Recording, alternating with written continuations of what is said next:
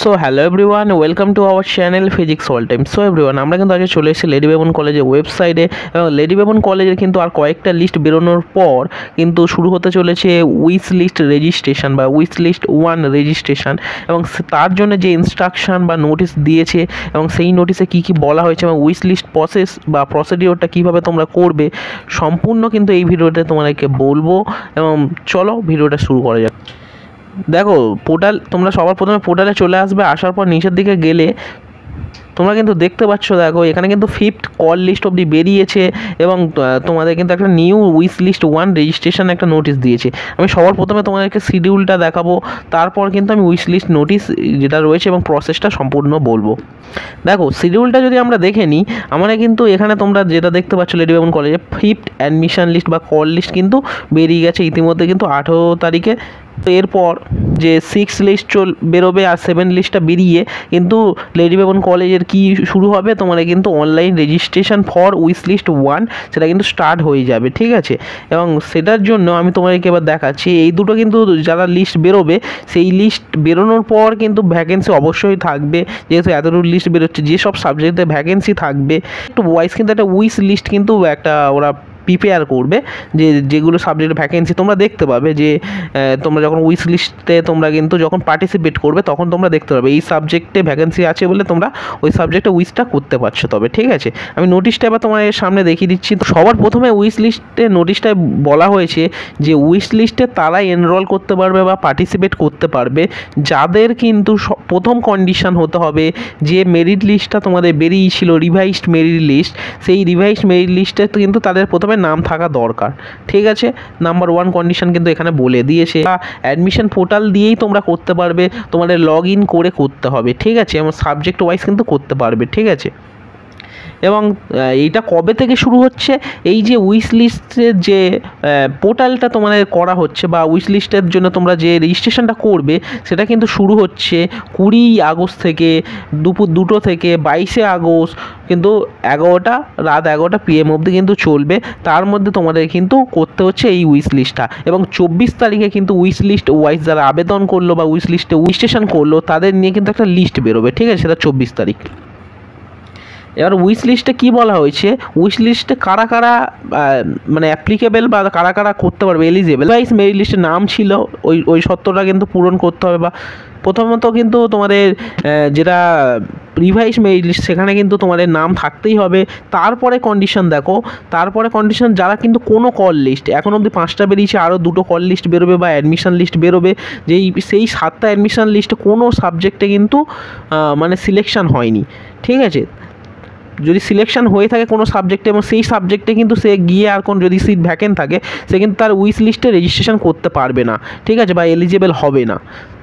যাদের নাম আসেনি সে অনেকে অনেক সাবজেক্টে অ্যাপ্লাই করে, হয়তো দেখা গেল অনেকে যে সাবজেক্টে অ্যাপ্লাই করে সেই সাবজেক্টের নামটা চলে এসেছিলো কিন্তু তারা অ্যাডমিশন নেয়নি, কিন্তু উইশ লিস্টে কিন্তু তাদের গিয়ে তা হয়তো রেজিস্ট্রেশন করে উইশ লিস্টে সেই সাবজেক্টে হয়তো রেজিস্ট্রেশন করতে যাচ্ছে উইশ লিস্টের জন্য, কিন্তু সে পারবে না, এলিজিবল হবে না, কারণ তার নাম এসেছিলো সে কিন্তু অ্যাডমিশন নেয়নি, ঠিক আছে।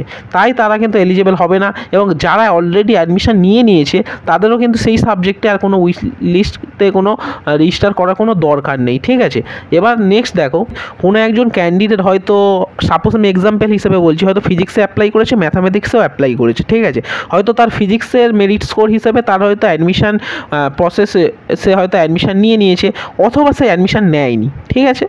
যদি অ্যাডমিশন নিয়েছে তার হয়তো ম্যাথামেটিক্সেও যাওয়ার ইচ্ছা আছে, তাহলে হয়তো ম্যাথামেটিক্সে তার একটা ডিফারেন্ট অ্যাপ্লিকেশন নাম্বার রয়েছে, তো সে কিন্তু ফিজিক্সে সে সিলেক্টেড হয়ে গেছে বলে যে ম্যাথামেটিক্সের জন্য উইশ লিস্টে সে অ্যাপ্লাই করতে পারবে না বা রেজিস্ট্রেশন করতে পারবে না এমনটি নয়, সে কিন্তু ম্যাথামেটিক্স সাবজেক্টে কিন্তু অ্যাপ্লাই করতে পারে, ফিজিক্সে তার হবে না। যেহেতু সে ফিজিক্সে সিলেক্টেড হয়ে গেছে, হয়তো সে অ্যাডমিশন নিয়ে নিলে তো আর দরকার নেই, সে তবু ম্যাথামেটিক্সে করতে পারবে, কিন্তু অ্যাডমিশন নাও নিলে ফিজিক্সে কিন্তু সে ম্যাথামেটিক্সে যেহেতু তার নাম ওঠেনি সেই জন্য ম্যাথামেটিক্সের জন্য সে কিন্তু গিয়ে ওই যে 20 তারিখ থেকে শুরু হচ্ছে, 20 তারিখে গিয়ে কিন্তু উইশ লিস্টে গিয়ে তার ওই রেজিস্ট্রেশনটা কমপ্লিট করতে পারে, ঠিক আছে।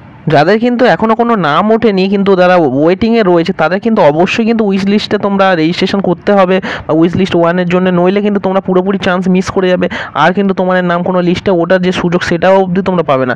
এবং এরপর দেখো আরেকটা যেটা দিয়েছে সেটা বলছে যে মানে যেসব ক্যান্ডিডেট কোনো সাবজেক্টেই কিন্তু অনলাইনে অ্যাপ্লিকেশানই করেনি তারা কিন্তু উইশ লিস্টে করতে হবে, মানে প্রথমে কোনো আবেদনই করেনি, ঠিক আছে, এখন কিন্তু কোনো কিছু রেজিস্টার করে উইশ লিস্টে কিন্তু তারা কিন্তু এসে যে অ্যাপ্লাই করে দিল এরকম কিন্তু হবে না, তারা উইশ লিস্টের জন্য কিন্তু এলিজেবল নয়। দেখো উইশ লিস্টের প্রসেসটা কীরকম হবে, এখানে তোমরা বলেছে একটা লিঙ্ক দেওয়া হবে, তোমরা অ্যাডমিশন পোর্টালে কিন্তু তোমরা লগ ইন করে ক্লিক হেয়ার ফর তোমরা উইশ লিস্ট রেজিস্ট্রেশন ক্লিক করবে।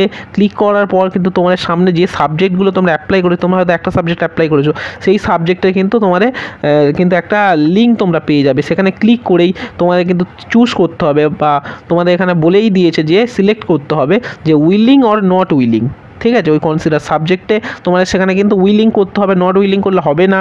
উইলিং করে তোমাদেরকে কিন্তু সাবমিট অপশান ক্লিক করতে হবে, একটা অপশান থাকবে উইলিং আর নট উইলিং, তোমরা উইলিংটা করে কিন্তু তোমরা সাবমিট অপশানে ক্লিক করলেই কিন্তু তোমার কাছে কিন্তু একটা কনফার্মেশন একটা মেসেজ ওপরে শো হয়ে যাবে ডিসপ্লের মধ্যে, থ্যাংক ইউ বলে কিন্তু একটা কনফার্মেশন একটা মেসেজ কিন্তু তোমাদের শো করিয়ে দেবে, যেটা থেকে তোমরা বুঝতে পারবে না তোমাদের উইশ লিস্ট রেজিস্ট্রেশন কমপ্লিট হয়ে গেছে। এবার তোমাদের আর কিছু করার দরকার নেই, তোমাদের যারা এবার উইশ লিস্টে রেজিস্ট্রেশন করলো তাদের নিয়ে কিন্তু একটা লিস্ট বেরোবে, সেই লিস্টটা কিন্তু বেরোচ্ছে কিন্তু 24 তারিখ, এবং 24 তারিখ লিস্ট বেরোনোর পর তোমরা কিন্তু একের পর এক যে সাবজেক্টে ভ্যাকেন্সিগুলো ছিল সেই সাবজেক্টগুলোতে স্টেপ বাই স্টেপ আরও কয়েকটা অ্যাডমিশন লিস্ট বেরোবে, 7 অবধি বেরিয়ে স্টপ হয়ে উইশ লিস্ট রেজিস্ট্রেশন শুরু হলো, তারপর 8-9 হয়তো বেরোবে এরমভাবে, ঠিক আছে।